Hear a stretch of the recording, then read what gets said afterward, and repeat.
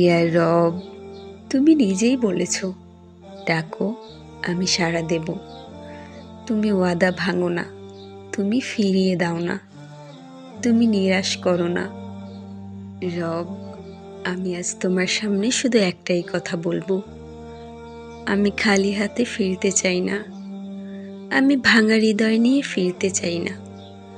আমাকে এমন কিছু দাও যেটা আমাকে আবার দাঁড় করিয়ে দেয়।